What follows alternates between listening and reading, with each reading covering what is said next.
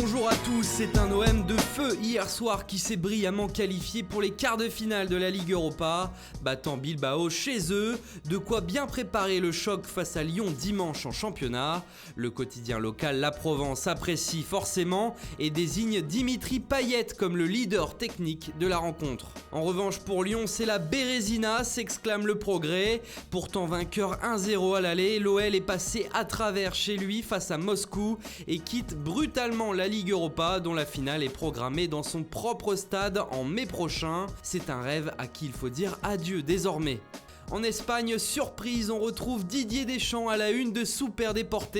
Après l'annonce de sa liste, c'est la stupeur du côté de Valence. Le journal écrit « Alors que Geoffrey Kondogbia est le milieu de terrain français le plus en forme en ce moment, Didier Deschamps l'ignore dans sa liste. C'est fou, il avait reçu une pré-convocation mais ce n'est pas encore assez pour porter le maillot des Bleus. » Et on reste chez les Espagnols avec le quotidien catalan Sport qui fait sa une sur le tirage au sort des quarts de finale de la Ligue des Champions. Ce sera aujourd'hui à midi. Le Barça espère apparemment soit la Roma, soit Liverpool. Et dans les pages intérieures, on peut lire que le Real Madrid pourrait s'activer prochainement pour Clément Lenglet, le défenseur français de Séville, une des grandes sensations de la saison en Espagne. Dans Mundo Deportivo, ce pourrait être un choc pour les fans du Barça. Iniesta est très proche de la Chine, c'est ce qu'affirme en tout cas le journal sans hésitation.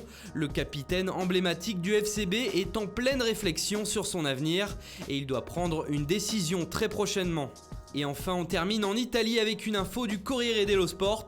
Cet été, la Juventus pourrait renforcer sa défense avec le recrutement de José Jiménez, l'Uruguayen de l'Atlético Madrid. Pour info, sa clause libératoire s'élève à 60 millions d'euros.